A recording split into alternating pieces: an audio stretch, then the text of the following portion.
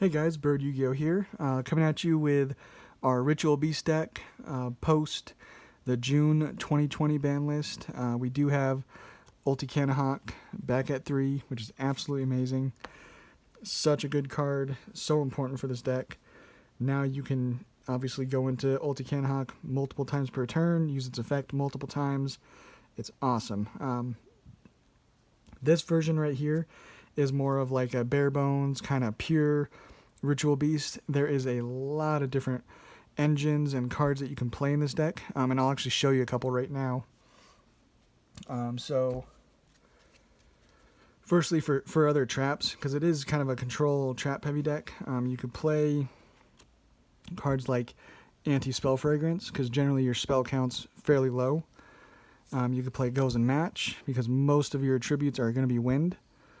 You could play Torrential Tribute, because you can kind of play around this card so it doesn't hurt you as bad. Same thing with Lose One Turn.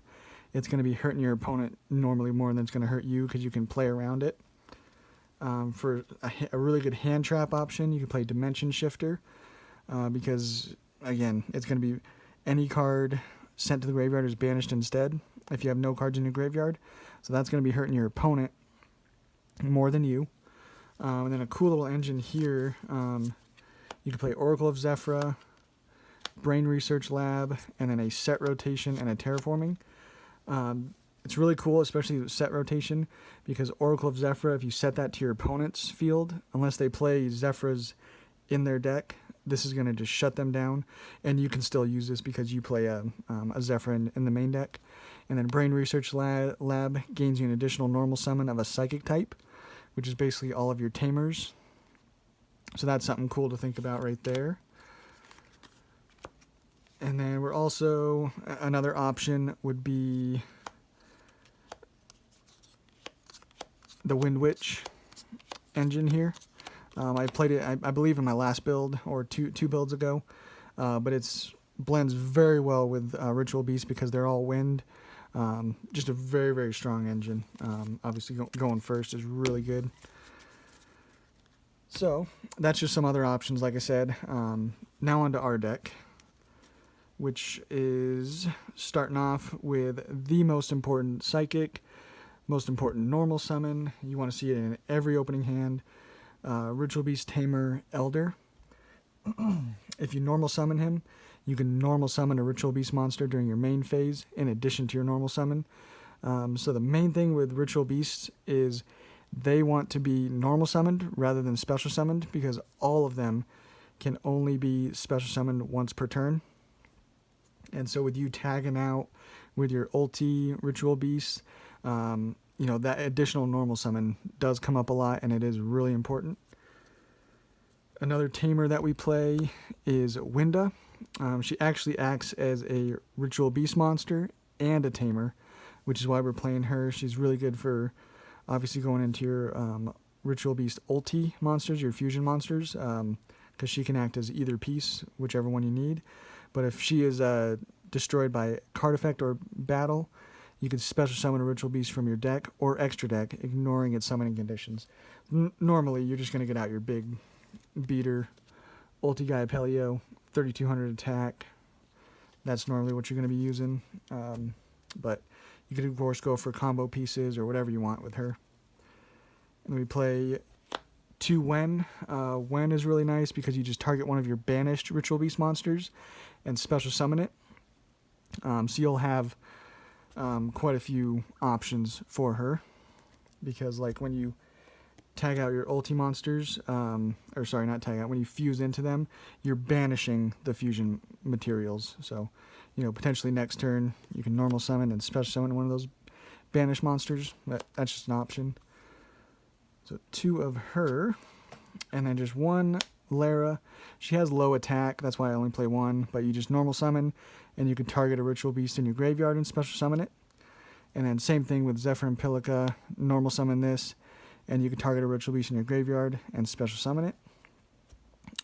Play 1 and 1, because like I said, she has low attack stats, and then this card is a pendulum, so it's not really going to go to the graveyard when you're fusing with it. So that's the only problem with that one, but otherwise they're all good. I kind of like this ratio here. For our spiritual beast monsters, the best and most important one is Cannahawk once per turn. So, like, say you have Elder and Cannahawk, that's your absolute best opening. You're going to normal summon, then normal summon Cannahawk, and then Cannahawk can banish one Ritual Beast card from your deck. During your second standby phase, you can add the banished card back to your hand, but normally that's just going to get your combos going. Really, really good card, very important. And then we play 3 Rampengu. Rampengu definitely play at 3 now, especially since we have Ulti-Cannahawk at 3. This becomes even better because now you're going to be able to banish that Ulti-Cannahawk, and then you can send just your Cannahawk to the graveyard. So that was not very possible before when this was at 1, obviously, because you want to keep this in your extra deck. But now, really, really nice to be able to get and dump your Cannahawk to the grave, to just be able to get it out even easier, because that card is absolutely amazing. So Rampengu now is even better with Ulti-Cannahawk at 3. And the last ones, we just play 1, Apelio. He's good. You can banish a Ritual Beast card from your graveyard. And then for the rest of the turn, all Ritual Beast monsters you control gain 500 attack and defense. So it's a way of getting a card, obviously, from the graveyard to the banish zone. So it's nice, high attack. So good for battle phase. And then the last one is 1 Petalfin. Again, we're mostly playing these for Rampengu to just get some more monsters there, but their effects do come up. Petalfin, you can banish a Ritual Beast card from your hand and target 1 card your opponent controls and return that to the hand. So it could potentially come up, but just another name, another Spiritual Beast monster. And that is it for our monsters that we're playing. Nothing too crazy there. And then for our spells, playing 1 Ritual Beast Bond. You only need 1 because it's now, if you need it, you can search it off of Ulti-Cannahawk. But this is your way of easily getting to whatever fusion you need, or just getting some extra damage on board. You just banish 2 Ritual Beast monsters you control and special summon a Ritual Beast from your extra deck, ignoring its summoning conditions. And it's a quick play, so you can use it during the battle phase. So that's a nice card to have. And then Ritual Beast Return, 1 of those. It's again a quick play, and you can banish a Ritual Beast card from your hand, and then target one of your Ritual Beast monsters that is banished or in your graveyard, and special summon it. So again, it's just kind of an extender. Sounds better on here than it actually is, because again, you can only special summon each of your Spiritual Beast or Ritual Beast monsters once per turn. But it is really, really nice. Play 2 Called by the Grave, because you search a lot, and you definitely would like this to not get Effect Veilered or Ashed. So Called by the Grave is really nice in this deck. Gold Sarcophagus to load up your Banish Zone for when or whatever you need in the Banish Zone. Foolish Burial to load up your graveyard for Lara, Zephyr and Pilica, or whatever else you need. Monster Reborn, Summoning from the Grave, always nice. Emergency Teleport, again, it's kind of just like, I guess it's your emergency card. You can use special summon a psychic monster from your hand or deck.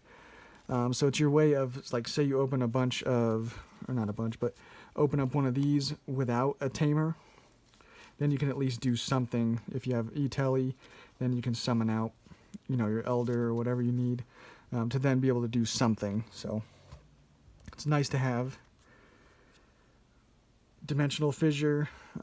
Any monster sent to the graveyard is banished instead. Hurts a lot of decks. Does not really hurt you. You just have to think about your plays a little more. So yeah, definitely a good card. And then we do, because we can, play Upstart Goblin. You have, again, your ideal opening is Elder and Cannahawk. So any card that just thins your deck out is really nice. So that is it for the spells that we play. And then for the traps, playing 3 Steeds. Steed is absolutely amazing. Such a good card. If you control a Ritual Beast monster, you just destroy monsters on the field up to the number of Ritual Beast monsters you currently control. So like say you have a Cannahawk on board and a set Steeds, you can activate Steeds and then tag out your Ulti-Cannahawk to get the 2 fusion monsters back. And then you're destroying 2 cards that your opponent, or 2 monsters that your opponent controls. So becomes really good when you have especially like a couple of fusions on the field. You can destroy 4 monsters. And we're also still going with 3 ambush this time. I think I usually play 2. We're playing another card. You'll see why we played at 3. But this is an amazing card as well. You just target one of your Ritual Beast Tamers and 1 Spiritual Beast that are banished or in your graveyard, and special summon them in defense position. So usually it's best to use this obviously during your opponent's end phase, and then you'll just get 2 free monsters on the board to just do whatever you need on your turn. And like I said, playing 3 and 3 because we are also playing Trap Trick. So obviously these are very searchable from Ulti-Cannahawk, but I just thought of any way of getting multiple Steeds or multiple ambush, just in case for ambush, because you can only activate 1 per turn, just in case one gets hit, like Twin Twisters or something. I just thought as many ways as you can get to these very powerful trap cards, the better. So Trap Trick, really nice budget card as well now. And then 3 Solemn Strike. Just kind of more protection, try to slow your opponent down as much as you can. And again, a nice budget card. And the last card we play is Macrocosmos. Any card sent to the graveyard is banished instead. So again, doesn't hurt you as much as it's going to hurt your opponent. So really good card. And we stuck with exactly 40. Play Upstart Goblin. Just want to get to those combo pieces as quickly as we can. Now for the extra deck, the best card in the world, Ulti-Cannahawk. It is just so good. You're mostly going to be once per turn. You could target 2 of your banished Ritual Beast cards, return them to the graveyard, and if you do, you add 1 Ritual Beast card from your deck to your hand. So you can, a really cool play is you use that effect, and then you can chain his tribute effect to then summon back. And as long as you're summoning back at least one of those, putting at least one of those monsters into the grave, you're going to be just gaining advantage off of using his effect. So really nice. Check out some combos with him. He's a really amazing card. Definitely good to have it at 3 because now you're just going to go into him as quickly as you can. Obviously, you still are going to be worried about that rogue, strike that's going to hit him, but now you have another one in your extra deck to be able to go into. So really good to have him back at 3 now. Ulti-Cannahawk, he's kind of your battle phase beater card. 2600. If this card attacks, it's unaffected by other cards' effects until the end of the damage step. So not bad. Ulti-Petalfin, she's your defensive one, so 2800. And this card cannot be destroyed by card effects. So that comes up kind of nice. Play 2 Ulti-Cannahawk. Mostly you can summon 1 off of your Bond, and then you can also do another one off of Winda. So I definitely suggest playing 2.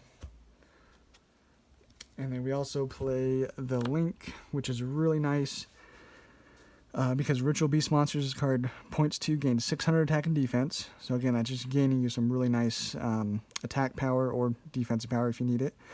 You can banish 1 Ritual Beast card from your graveyard, and immediately after this effect resolves, you can normal summon a Ritual Beast monster from your hand. So that's a really nice card to gain you that additional normal summon, just so you don't have to use up those special summons as quickly.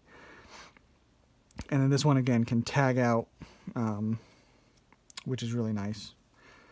And then we also play a Great Fly, because everything is wind. So again, just gaining some more attack power is sometimes nice. gravity controller, sometimes for those problematic monsters in the extra monster zone to just kind of get rid of them. It's nice, and we're playing fusion, so easy to kind of go into him. Lightning Chidori, it's a rank 4 that is really nice for wind types, because when it's summoned, you target a set card your opponent controls, return it to the bottom of the deck, and then you can also target one face-up card they control and return that to the top of the deck.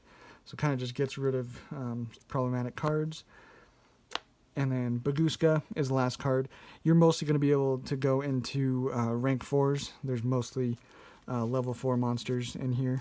So Baguska, if you open real terrible and kind of just want to stall for maybe a turn or two so you can get some more combo pieces, it's a nice card to have. So that is it for the deck, guys. Hope you liked it. Make sure you just subscribe, and we'll catch you on the next one.